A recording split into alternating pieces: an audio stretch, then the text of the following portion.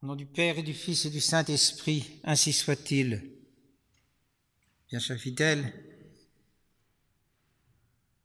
le dimanche qui précède le carême, les 3 dimanches, nous aident à préparer le carême. Et cet évangile du semeur est bien là pour nous inviter à bien écouter la parole de Dieu dans ce temps de retraite qui nous est donné pour nous sanctifier. La foi vient de l'écoute de la parole de Dieu. L'apôtre saint Paul,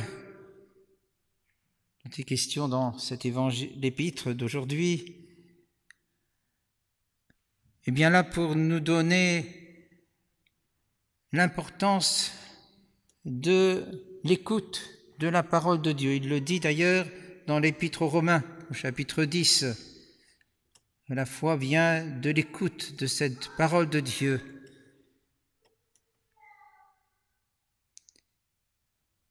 Cette nécessité d'entendre la parole de Dieu repose sur la doctrine de notre Seigneur et de son Église, qui ne fait que rappeler l'enseignement de notre Seigneur, aidé du Saint-Esprit. Cette doctrine est confirmée par les promesses pour ceux qui sont fidèles à entendre cette parole, et même des menaces aussi, menaces terribles pour ceux qui la méprisent ou la négligent. C'est une vérité mystérieuse sans doute, mais fondamentale néanmoins, que Dieu, qui nous a rachetés par son Verbe, c'est-à-dire par sa parole incréée, a attaché notre salut dans les voies ordinaires à la parole évangélique. C'est pour cela que saint Augustin et plusieurs docteurs illustres appellent la prédication un grand sacrement, verbum Dei sacramentum magnum. Et voici comment ces grands prouvent cette assertion. Le Verbe incarné, étant descendu sur la terre pour instruire et sauver les hommes, devait nécessairement se manifester à eux partout et toujours. Or, ne pouvant pas rester toujours sur la terre, ni être partout tel qu'il a été vu parmi les Juifs conversant avec eux, avant de remonter dans les cieux, il a laissé la terre 3 sortes de sacrements. D'abord le sacrement proprement dit, l'Eucharistie, par laquelle il habite au milieu de nous, dans la vérité de sa chair, le baptême, la pénitence et les autres sacrements, proprement dit, par lesquels il habite au milieu de nous, dans la vérité de sa grâce, et la prédication, par laquelle il habite au milieu de nous, dans la vérité de sa parole. Sur le point de remonter vers son Père, il dit à ses apôtres, allez enseigner toutes les nations, baptisez-les au nom du Père, du Fils et du Saint-Esprit, et je suis au milieu de vous jusqu'à la fin du monde. Il est au milieu de nous, en effet, par sa grâce, par sa présence eucharistique, mais aussi par la vertu de son esprit qui agit lorsque on entend la parole divine.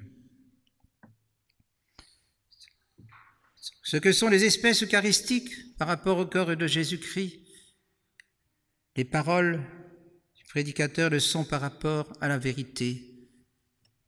Ce sont que des signes, mais signes efficaces.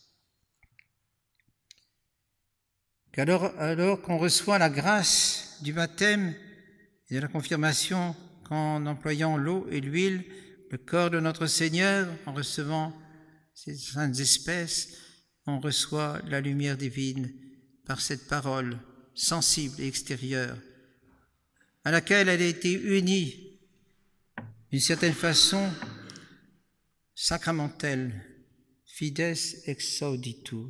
La foi vient de la parole écoutée et retenue.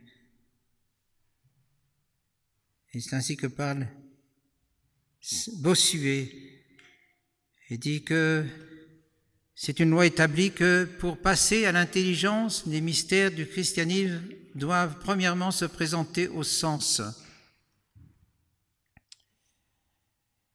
La prédication a presque le caractère d'un sacrement, elle est d'institution divine. C'est un signe sensible de l'action secrète de Jésus-Christ.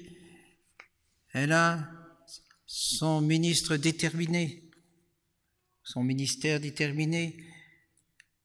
La seule différence avec la parole de Dieu, entre la parole de Dieu et les sacrements proprement dits, c'est que ceux-ci confèrent immédiatement la grâce justifiante, tandis que la parole de Dieu dispose à la justification. La porte du salut, c'est la foi. La foi vient par l'ouïe. Mais la porte du salut, c'est le baptême, pardon. Mais la foi vient par l'ouïe et dispose à recevoir le baptême. Dans l'enfant, sans raison, il y a l'habitus de la foi. Mais arrivé à l'âge de raison, il a besoin d'entendre le catéchisme, l'enseignement religieux. Et tout au long de sa vie, le baptisé devra se maintenir dans la foi par l'écoute de la parole de Dieu.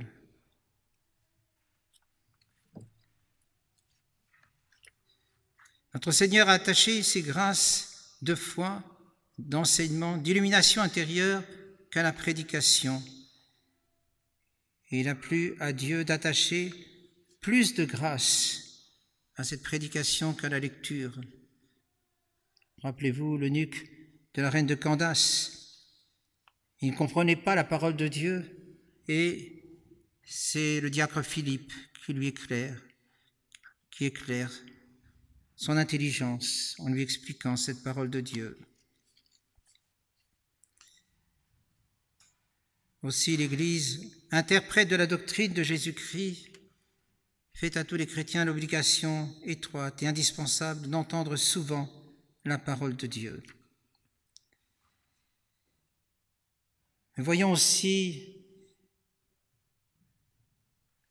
les promesses faites à ceux qui écoutent cette parole de Dieu et les menaces faites à ceux qui la méprisent ou qui sont indifférents. Et une des promesses les plus consolantes, que Dieu puisse attacher à l'accomplissement d'une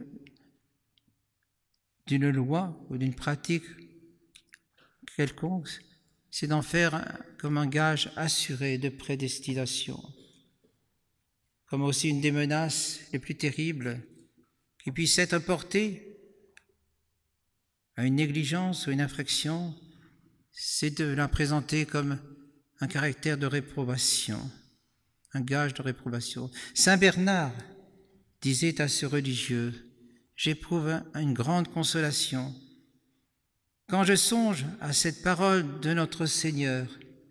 Celui qui est de Dieu écoute la parole de Dieu. » Car mes frères, un de nos plus grands tourments sur la terre, c'est d'ignorer si nous sommes appelés au ciel, si nous sommes prédestinés, si nous sommes dans la grâce de Dieu. Et l'écoute de la parole de Dieu, c'est un signe que nous sommes de Dieu. C'est notre Seigneur qui le dit dans l'Évangile. Qui ex Deo est verba Dei audit. Et vous qui aimez cette parole de Dieu, qui la recevez avidement, vous possédez ainsi une assurance morale d'être appelés auprès du bon Dieu. Ne soyons pas insensibles à cette parole, ne soyons tout à l'écoute de cette parole. Et c'est ce que l'Église nous demande à l'approche du carême, par cet évangile du Sommeur. Notre Seigneur dit encore à ses apôtres, quand vous entrez dans une ville et que l'on ne voudra pas vous entendre, sortez aussitôt et secouez la poussière de vos pieds. En vérité, je vous le dis, Sodome et Gomorrhe seront traités avec moins de rigueur un jour, au jour du jugement, que cette ville.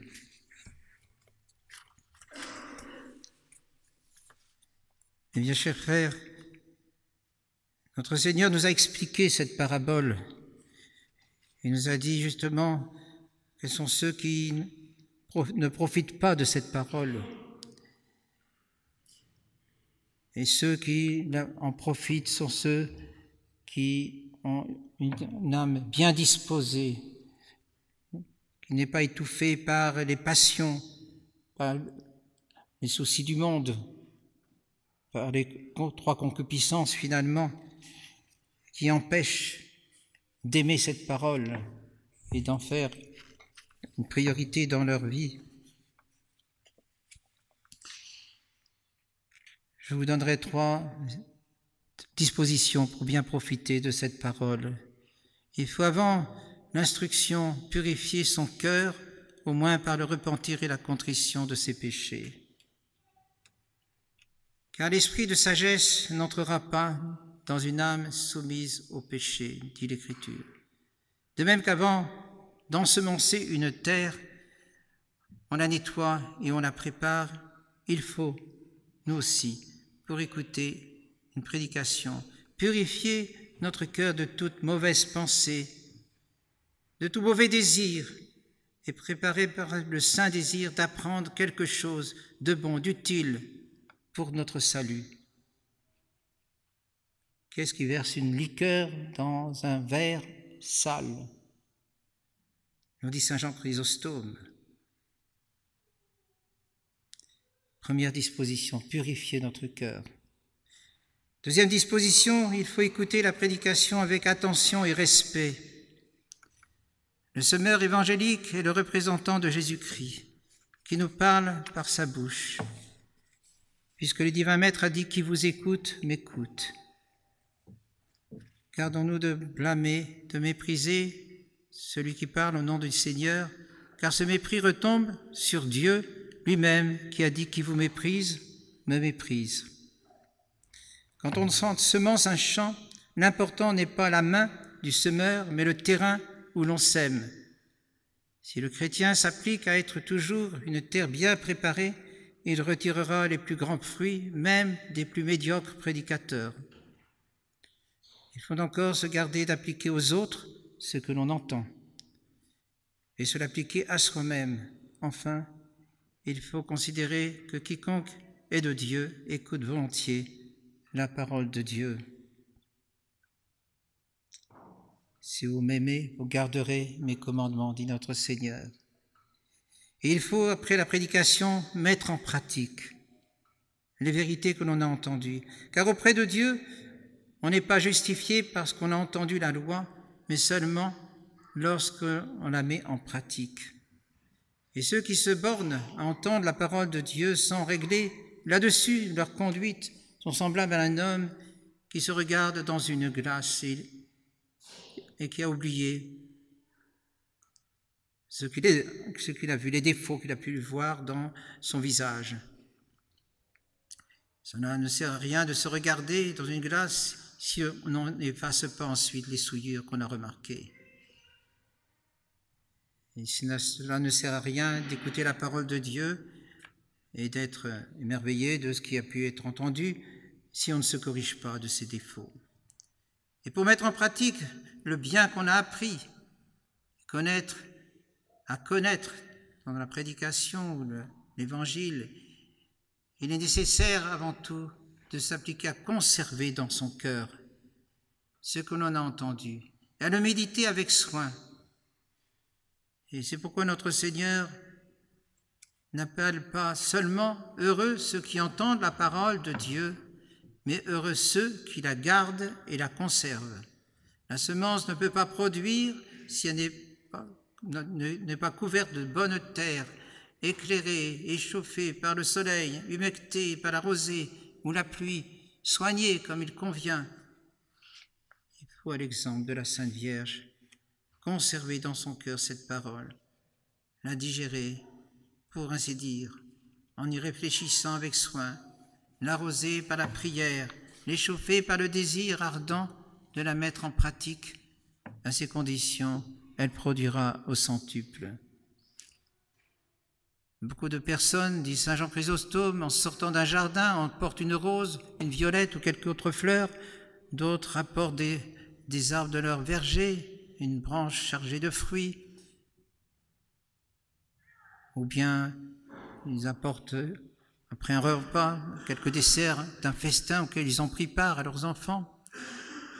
De même, lorsque vous venez à l'église, dit-il encore, rapportez à la maison quelques bonnes paroles, quelques bonnes pensées.